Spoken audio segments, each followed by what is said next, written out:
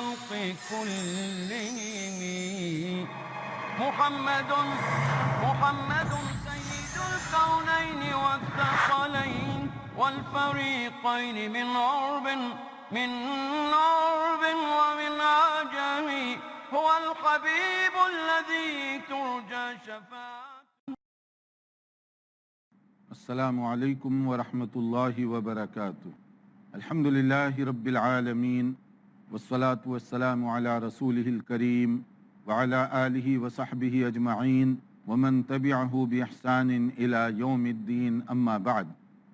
حدیث کے مطالعے کے سلسلے میں اس سے پہلے بات بتائی جا چکی ہے کہ حدیث زیور ہے ایک مسلمان کے لیے. عملی زندگی کو اگر ہم حدیث کے آئینے میں درست کریں گے تو یہ ہمارے لیے دنیا اور آخرت کی کامیابی اور نجات کا ذریعہ بنے گا. ہمارے لیے رسول اکرم صلی اللہ علیہ وسلم سے بہتر کوئی اور رہنمائی نہیں کر سکتا. نبی کریم صلی اللہ علیہ وسلم کے ارشادات اور آپ کی سنت طیبہ کو احادیث کی کتابوں میں محفوظ کر دیا گیا ہے. انہی محفوظ شدہ احادیث میں سے ایک ذخیرہ اور ایک مجموعہ بلوغ المرام، جس کی ہم تفصیل کے ساتھ ترتیب سے اس کا مطالعہ کر رہے ہیں. حدیث کے بہت ہی مشہور عالم دین علامہ ابن حجر عسقلانی رحمۃ اللہ علیہ نے اس کو مرتب کیا. یہ ان کا سلیکشن ہے جو کہ حدیث کے بہت ہی ایکسپرٹ اور ماہر عالم سمجھے جاتے ہیں. اس میں مختلف احادیث کی کتابوں سے جامع اور بہت ہی معنی احادیث اکٹھی کی گئیں جو کم وقت میں زیادہ مفہوم تک آدمی کو پہنچا سکیں. اس لیے اگر اس ایک کتاب کا آدمی صحیح گہرائی سے مطالعہ کرے تو بہت سارے مسائل کو حدیث کی روشنی میں وہ حل کر سکتا ہے انشاءاللہ تعالی. اس سے پہلے ہمارا کتاب الصلاۃ میں مختلف ابواب جس سے ہم گزر رہے تھے، اب ہمارے لیے نیا جو باب ہے وہ سترے کا مسئلہ ہے. سترہ یعنی نمازی جب نماز پڑھنے کے لیے ٹھہرے تو اپنے آگے کوئی چیز رکھ لے تاکہ وہ ایک رکاوٹ بن سکے ان لوگوں کے لیے جو اس کے آگے سے گزرنا چاہتے ہوں. اگر سترے کے آگے سے کوئی گزر جائے تو پھر نہ نمازی کو گناہ ہوگا نہ گزرنے والے کو گناہ ہوگا، کیونکہ آپ نے نماز پڑھنے سے پہلے اپنے سامنے کوئی رکاوٹ، کوئی پردہ، کوئی بھی چیز رکھ لی ہے. اور اگر وہ نہ رکھے آپ کے لیے بھی گناہ، اور اگر کوئی آدمی وہ مسافت سے کم یعنی آپ کے بالکل لگ کر وہ گزر رہا ہے تو وہ بھی گناہ گار ہوگا، آپ اس کے لیے سبب بن رہے ہیں. اور اگر آپ کوئی سترہ رکھتے ہیں پھر بھی کوئی آدمی گزرنا چاہے تو آپ کو حق پہنچتا ہے کہ اس کو روکیں، نمازی میں روکیں. یہ بھی آپ کے لیے مسنون اور ضروری ہے. اور بعض اوقات سترے کے لیے کوئی بڑی لکڑی نہ ملے تو آپ مختصر بھی رکھ سکتے ہیں جس سے اشارہ ملے کہ آپ نماز پڑھ رہے ہیں. لیکن ان سب چیزوں سے جو مسئلہ سمجھ میں آتا ہے کہ نماز پڑھنے سے پہلے آپ اپنے آگے سترہ رکھیں یا کسی چیز کو آڑ بنا کر، جیسے ستون کے ساتھ آپ نماز پڑھ رہے ہیں، وہاں چیئر رکھی ہوئی ہے اس کے پیچھے نماز پڑھ رہے ہیں، کوئی نہ کوئی رکاوٹ ہو تو یہ آپ کے لیے اور نماز پڑھنے والے دونوں کے لیے زیادہ بہتر ہوگا. ورنہ آپ دیکھیے حدیث میں جو اس کا تصور پیش کیا گیا وہ کتنا سیریس ہے.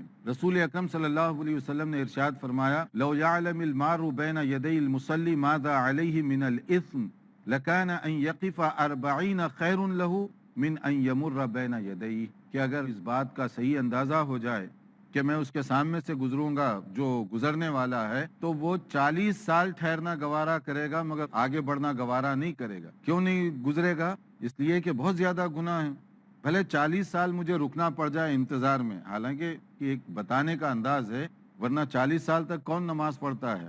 زیادہ زیادہ نماز ہوتی ہے 5 منٹ 7 منٹ یا 10 منٹ، اس کے بعد تو وہ سلام پھیر دے گا. یعنی 40 سال تک رکنا گوارا کرے گا مگر اتنا زیادہ گناہ لینا گوارا نہیں کرے گا.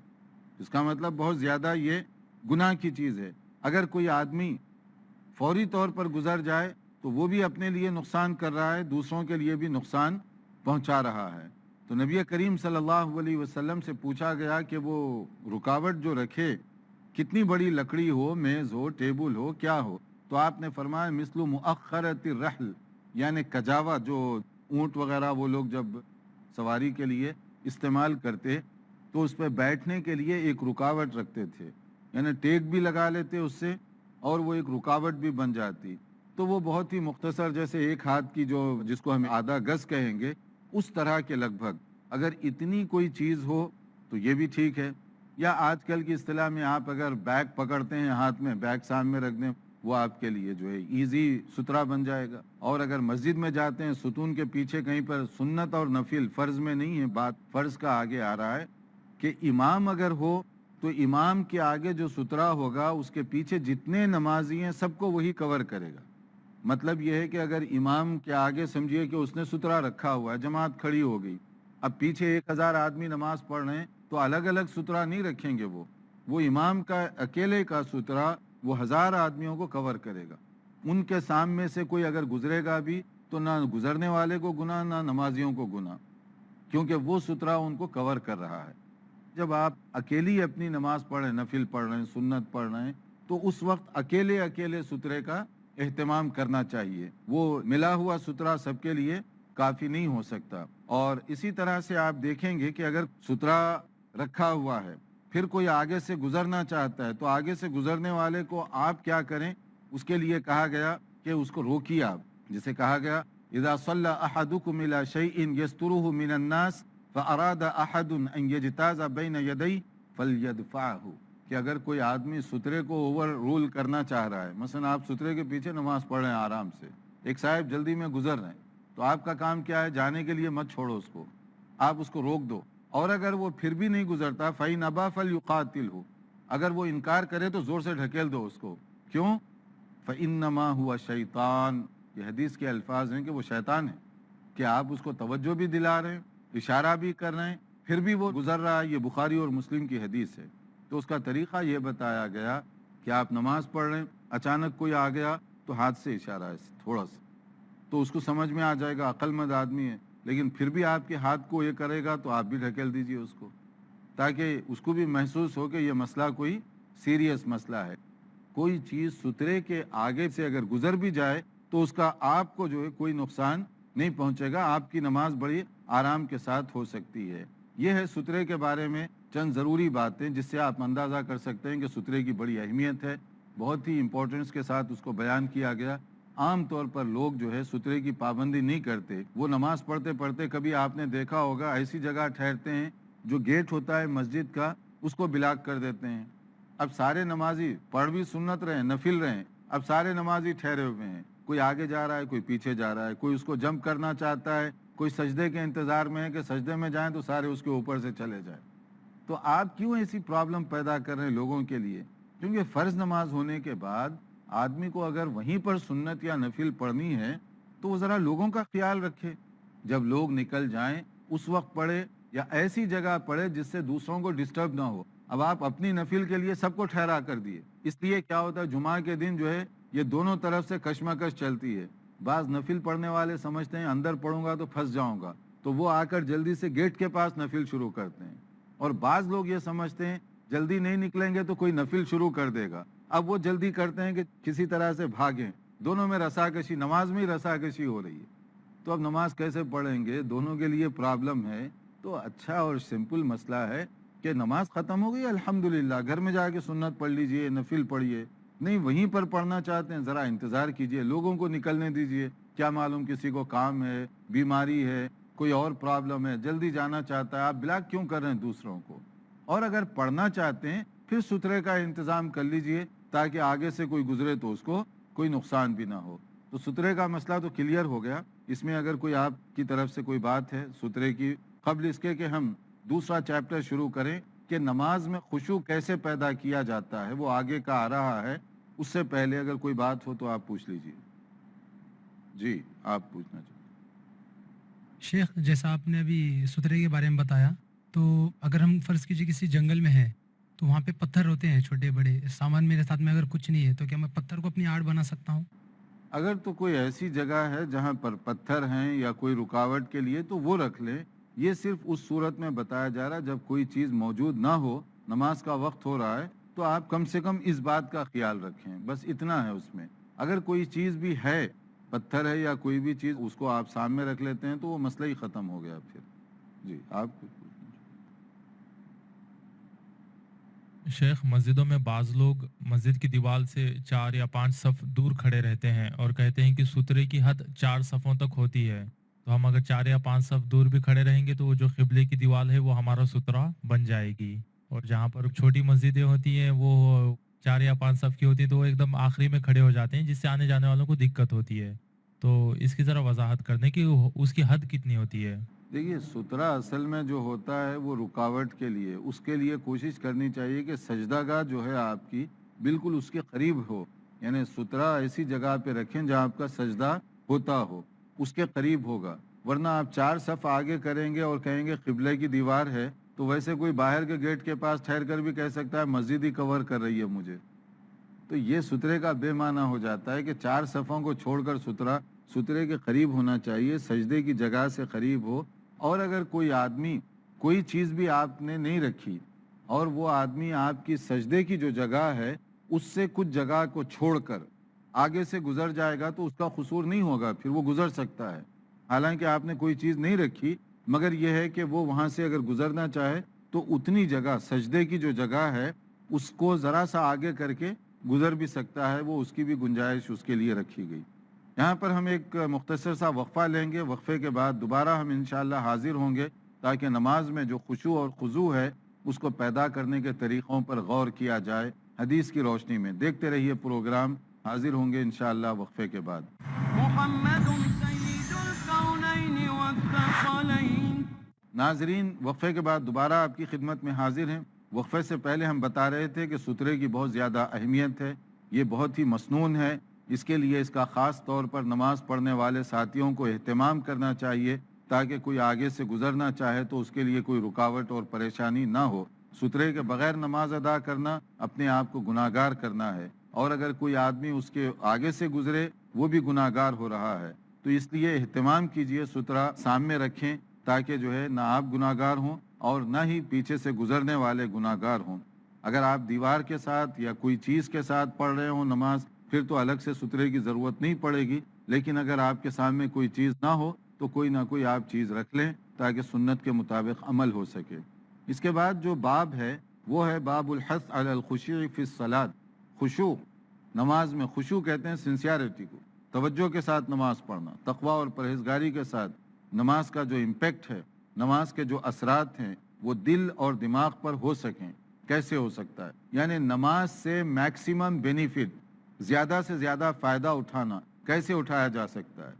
एक नमाज है जिसको हम कहते हैं बतौर इबादत के हम पढ़ते हैं, और एक नमाज है जिसको हम कहते हैं बतौर आदत के। दोनों में फ़र्क है, इबादत और आदत। इबादत जो होती है उसमें नीयत है, इखलास है, उसमें सुन्नत के मुताबिक अदायगी है, उसी को इबादत कहेंगे। आदत क्या है? रूटीन, खाना पूरी के तौर पर आप कोई चीज़ कर रहे हैं जिसके अंदर ना कोई नीयत है, ना सुन्नत है, ना सुन्नत के तरीक़े पर कोई गौर व फिक्र है, तो एक रूटीन की बन गई। तो नमाज जो है रूटीन की अगर पढ़ेंगे तो उसका वो बेनिफिट नहीं मिल सकता जो मिलना चाहिए। नमाज का बेनिफिट क्या है? खुशू मिलना चाहिए, तक़वा और अल्लाह ताला के डर में, खशियत में इजाफ़ा हो। तो वो इजाफ़ा कैसे होगा? उसके अंदर पहले तो ये चीज़ें बताई गई कि अपनी नीयतों को साफ़ सुथरा कर लें, यानी जैसे नीयत होगी उसका बेनिफिट उतना ज़्यादा आपको मिलेगा। दूसरी जो बात बताई गई कि वो चीज़ें जो आपके खुशू में रुकावट बन रही हैं उसको पहले दूर कर लें।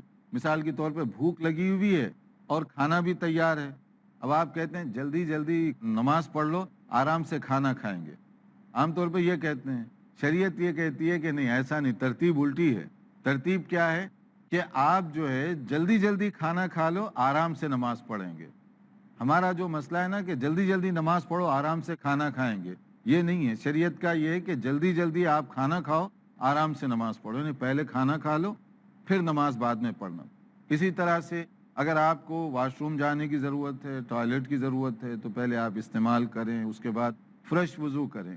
ये नहीं है कि आप जो है वज़ू को बचाने के लिए वैसे ही नमाज में ठहर गए, तवज्जो पूरी है कि जब सलाम फेरेंगे मैं बैतुल खला जाऊँगा, ख़ज़ाए हाजत के लिए जाऊँगा। अब ये जो है इससे आप फोकस कैसे करेंगे, तवज्जो कैसे दे सकते हैं? कंसंट्रेट पूरा आपका नहीं कर सकते, ख़राब हो जाएगा। या इसी तरह ऐसी जगह नमाज पढ़ रहे हैं, शोर गुल, जैसे इससे पहले के चैप्टर में आपने देखा बाज़ जगहों पर भी नमाज पढ़ने से मना किया गया ताकि नमाज में आप तवज्जो दे सकें। कभी ऐसे होता है कि आपके सामने बहुत डेकोरेटेड दीवार है, पर्दा है, वहाँ पर नमाज पढ़ रहे हैं तो नमाज शुरू होते ही शैतान वो बेल बूटों पे नज़र डाल देगा आपकी। अब वो फूल पे आपकी नज़र है कि ये कहाँ से बना, किधर जा रही, इसकी लाइन, इसकी पत्तियाँ, वो पूरा वही देखते रहेंगे, नमाज ख़त्म हो जाएगी। یا بعض لوگوں کو آپ دیکھے ہوں گے نماز شروع ہوتے ہی شیطان بڑا ہوشیار ہے، وہ کہتا ہے پڑھ لو نماز، دیکھوں گا کتنا ثواب لیتے ہیں۔ جب آپ نماز پڑھنے کے لیے ٹھہرتے ہیں تو اب جو ہے بمبئی میں پلاٹ بک رہا ہے، یعنی نماز کی پہلی نیت میں پلاٹ بکا، اب وہ آپ گئے خریدنے کے لیے، اب اس کے بعد سے پلاٹ آپ کے نام پر آ گیا، اب اس کا کنسٹرکشن پلان بن رہا ہے، ابھی کمپلیٹ بلڈنگ نہیں ہوتی، نماز پوری ختم، سلام پھیر دیتے ہیں، ابھی جو ہے بلڈنگ ہی نہیں بنی، تو اب کیا ہوا، آپ کی پوری نماز میں تھوڑی دیر کے لیے بھی توجہ ادھر نہیں گئی نماز کی طرف، پورا دھیان وہی بلڈنگ بن رہی ہے، خیالی بلڈنگ، سلام پھیرتے ہی پھر شیطان دیکھیں غائب ہو جائے گا، پھر بلڈنگ کا خیال ہی نہیں آئے گا آپ کو، کہاں کا پلاٹ، کون سی دیوار، وہاں تو لوگ ٹھہرنے نہیں دیتے، میں کب خریدوں گا پلاٹ۔ تو یہ چیزیں کیا ہیں، نماز میں خشوع کے خلاف ہیں۔ اب ان کو اوائڈ کرنے کا نام نماز ہے، ان کو اگر اوائڈ کر کے آپ نماز پڑھیں گے تو اس کا میکسیمم آپ کو بینیفٹ ملے گا۔ اب دیکھیے کہ جیسے نبی صلی اللہ علیہ وسلم نے فرمایا اذا قدم العشاء فابدؤوا به قبل ان تصلوا المغرب، صحیح بخاری اور مسلم کے الفاظ ہیں کہ جب کھانے کا ٹائم ہو گیا، نماز کا بھی وقت ہو چکا ہے، تو آپ کیا کرو، پہلے کھانا کھا لو تاکہ آرام کے ساتھ نماز پڑھ سکیں، یہ نہ ہو کہ نماز کے اندر خلل اندازی ہوتی رہے۔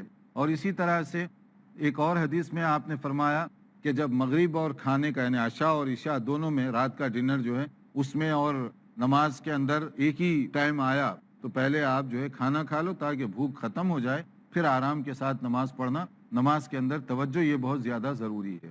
کبھی ایسے ہوتا ہے کہ نماز پڑھتے وقت سامنے کوئی کنکر ہے، کوئی تنکے ہیں، تو اس کو کیا کرو، ہر نماز کے ساتھ اس کو جو ہے نا صاف کرتے رہو، اٹھاتے رہو، نہیں، اس میں مسئلہ یہ بتایا گیا ایک بار ہٹا دو بس ختم، پہلے کرو، نماز شروع کرنے سے پہلے چیک کر لو جگہ اچھی ہے نہیں ہے کیا ہے، جب نماز شروع کریں توجہ پوری، نماز میں آپ مصلی ٹھیک کر رہے ہیں، کبھی وہ ٹھیک کر رہے ہیں، کبھی یہ کر رہے ہیں، یہ چیزیں نماز کے آداب کے خلاف ہیں۔ تو اس لیے فرمایا گیا کہ اذا قام احدکم فی الصلاۃ فلا یمسح الحصى، جب نماز کے لیے ٹھہرے تو سامنے کنکریاں وغیرہ اب اس کو چننا مت شروع کرو۔ اور اگر کوئی آدمی نماز کے لیے ٹھہرے، جیسے اس سے پہلے کی حدیث میں گزر چکا، کبھی اتفاق سے ایسے ہوتا ہے کہ تھوک آ گیا اس کو، اب نماز پڑھتے پڑھتے سامنے تھوک دیں گے تو بات گڑبڑ ہو جائے گی، لیفٹ اور رائٹ تھوکیں گے، کوئی آدمی جس کو مسئلہ معلوم نہیں ہے وہ اگر سیدھا سادہ مسلمان ہے تو پھر نماز میں ہی تماشا ہو جائے گا کہ آپ اس کے اوپر تھوک دیے، تو وہ تو برداشت نہیں کرے گا۔ تو اس لیے جو ہے اس میں مسئلہ بھی معلوم ہونا چاہیے، جیسے فرمایا گیا قال رسول اللہ صلی اللہ علیہ وسلم اذا كان احدكم في الصلاة فانه يناجي ربه، کہ وہ یہ سمجھے کہ وہ اللہ سے بات کر رہا ہے، کس سے میں ڈائلاگ کر رہا ہوں، عرض و مناجات دعا کس سے کر رہا ہوں، اللہ تعالیٰ سے کر رہا ہوں۔ تو ایک آپ سمجھیے کہ سینئر عہدے دار ہے، کوئی منسٹر ہے، M L A, M P ہے، کوئی بھی ہے، وہ جب سامنے آپ سے بات کر رہا ہے تو آپ کیا کرتے ہیں، پوری توجہ سے اس کی بات سنتے ہیں۔ ایسا نہیں ہوتا کہ بات اس سے کر رہے ہیں ادھر دیکھ رہے ہیں تو وہ کہیں گے کہ کتنے بے ادب آدمی ہیں، اس کو کوئی تہذیب نہیں ہے کہ کس طرح گفتگو کریں، یا بات کرتے کرتے اچانک تھوک دیا آپ سامنے، کیا خیال ہے وہ اس کو قبول کر لے گا؟ اس کو قبول نہیں کرے گا، کیونکہ یہ بے ادبی کی علامتیں سمجھی جاتی ہیں۔ تو اللہ کے سامنے ٹھہریں تو ان سب چیزوں کا اس سے زیادہ خیال رکھنا چاہیے۔ تو کہا گیا کہ اس طرح کی حرکتیں نہیں کرنی چاہیے، لیکن اگر کسی کو کسی مجبوری کی وجہ سے کبھی ناک صاف کرنے کی ضرورت پڑ گئی، کبھی کوئی ایسا اگر ہو بھی گیا تو اس کا ادب بتایا گیا، فلا یبصقن بین یدیہ ولا عن یمینہ ولکن عن شمالہ تحت قدمہ، تو ایسے کرو کہ لیفٹ سائڈ پر، سامنے بھی نہیں، رائٹ کی طرف بھی نہیں، بلکہ لیفٹ سائڈ کی طرف اگر آپ تھوک دیں، اگر وہاں پر وہ جگہ اس طرح کی ہو، یا زمین کے نیچے اس کو دبا دیں، یہ ٹھیک ہے۔ اور آج کل کے زمانے میں سب سے آسان طریقہ کیا ہے، اگر آپ کے پاس دستی ہو، ہینڈ کرچیف ہو یا ٹیشو ہو، تو اس کے اندر آپ اس کو جو ہے ناک کو صاف کر لیں اور اس کو ویسے ہی ہاتھ پہ پکڑ لیں، تاکہ جو ہے نا نہ لوگوں کو ڈسٹرب ہو، نہ جگہ خراب ہو۔ یہ اس وقت ہے جب آپ کھلی جگہ میں پڑھ رہے ہیں، جو کوئی مصلی، کوئی کپڑا وغیرہ نہ بچھا ہوا ہو، تو آپ زمین پہ اس کو دفن کر سکتے ہیں۔ لیکن اگر مصلی بچھا ہوا ہے یا کارپیٹ وغیرہ ہے تو ایسی صورت میں آپ اپنے ٹیشو پر یا اپنی دستی پر لے لیں، دوسروں کو بھی کوئی نقصان نہیں ہوگا۔ ایک مرتبہ ایسے ہوا، حضرت عائشہ رضی اللہ عنہ کے کمرے میں وہ ان کے پاس ایک کارٹن تھا، پردہ، اس کے اندر بیل بوٹے تھے، نبی صلی اللہ علیہ وسلم نے منع فرمایا ہٹا دو اس کو، کیونکہ اس کی وجہ سے نماز میں توجہ ادھر ادھر ہوتی ہے۔ کارٹن جو تھا اس پر بھی آپ نے آبجیکشن کی کہ اس کی وجہ سے توجہ، خشوع ادھر ادھر ہو جاتا ہے، سمپل جگہ ہونی چاہیے تاکہ نماز میں پوری توجہ ایک جگہ ہو۔ اس لیے فرماتے ہیں فقال لها النبی صلی اللہ علیہ وسلم، نبی صلی اللہ علیہ وسلم نے حضرت عائشہ سے فرمایا امیتی عنا قرامی کی ھذا، کہ اپنا یہ کاٹن، یہ اپنا پردہ اس کو ہٹا دو، فإنه لا تزال تصاویرہ تعرض لی فی صلاتی، بخاری کے الفاظ ہیں، کیونکہ اس کے بیل بوٹے، اس پہ جو پکچر ہے وہ اتری ہوئی، اس کی وجہ سے وہ نماز میں ڈسٹرب ہو رہا ہے، تو اس درجے کا خیال رکھنا چاہیے۔ اور بھی کچھ باتیں ہیں جو نماز میں خشوع سے متعلق ہیں، لیکن اس سے پہلے ہم چونکہ وقت ہو رہا ہے تو اگر کوئی سوال ہے تو آپ یہاں کر لیں، پھر اس کے بعد اگلے لیکچر میں اس کو کور کرنے کی کوشش کی جائے گی انشاءاللہ۔ جی آپ کچھ۔ شیخ آپ نے بتایا کہ بیل بوٹی والی چادر جب اللہ کے رسول کے سامنے لگی ہوئی تھی آپ نے اسے ہٹانے کا حکم دیا، تو آج ہم دیکھتے ہیں کہ مسجدوں کو کافی منقش بنایا جا رہا ہے، اس میں الگ الگ طریقے نقش و نگار بنائے جا رہے ہیں، تو اس کے بارے میں کیا حکم ہے شیخ؟ دیکھیے اصل میں مساجد جو ہے پرکشش ہوں گی لیکن ہدایت اور رشد سے خالی ہوں گی، یہ نبی صلی اللہ علیہ وسلم نے بہت پہلے ہی بتایا تھا کہ لوگ جو ہے مساجد کے بیل بوٹے، رنگ روغن، اس پر ہی توجہ دیں گے، مقصد جو ہے مسجد کا وہ فوت ہو جائے گا۔ مومن کو جو ہے مقصد کی طرف نظر رکھنی چاہیے کہ مسجد جو ہے رشد و ہدایت کا منبع اور سرچشمہ بنے، وہاں سے دعوت نکلے، وہاں سے دین کی دعوت پھیلے دوسروں تک، تعلیم کا سلسلہ ہو۔ تو یہ چیزوں کے بجائے اگر پورا کا پورا زور جو ہے اس کی کنسٹرکشن پر دیا جائے اور اصل جو اس کی دعوت ہے اس کو ختم کر دیا جائے تو مساجد کا وہ صحیح استعمال نہیں ہوگا۔ تو اس لیے توجہ دینی چاہیے کہ مسجد کا جو اسلامی استعمال ہے اس کو زندہ کیا جائے، مسجد کو سمپل حالت میں رکھیں، لیکن اس سے نکلنے والی جو آپ کی دین کی دعوت کی جو کرنیں ہیں وہ زیادہ صحیح ہونی چاہیے۔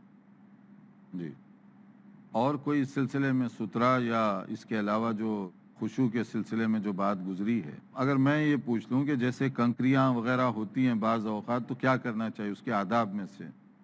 آپ بتا دیں اگر کوئی چیز سامنے ہے ڈسٹرب کر رہی ہے تو ہم اس کو زیادہ ڈسٹرب نہ کریں، ایک مرتبہ اگر اس کو صاف کر سکتے ہیں تو آسانی سے ہم صاف کر دیں، اس کو بارہا اس کو بکھیرنے کی کوشش نہ کریں۔ ہاں مطلب یہ ہے کہ وہ پہلے توجہ دی جائے نماز سے پہلے کہ آپ صاف کر کے نماز شروع کریں، لیکن اگر کبھی ہو جاتا ہے سجدے میں آپ نے محسوس کیا، ایک بار اس کو ہٹا دیں بس ختم، بار بار اس کو ہٹانا، بار بار اس کو ٹھیک کرنا یہ درست نہیں ہے۔ تو یہاں ہمارا وقت پورا ہو رہا ہے، اور بھی بہت سارے مسائل اور سوالات ہیں، اور خاص طور پر اپنے خشوع اور خضوع کے کچھ آداب ہیں، اس کو ہم آئندہ لیکچر میں انشاءاللہ کور کرنے کی کوشش کریں گے۔ انتظار کیجئے ہمارے آئندہ لیکچر کا، نئی معلومات کے ساتھ حاضر ہوں گے۔ دیکھتے رہیے پروگرام۔ والسلام علیکم ورحمۃ اللہ وبرکاتہ۔ مولاي صل وسلم دائما أبدا على حبيبك خير الخلق كلهم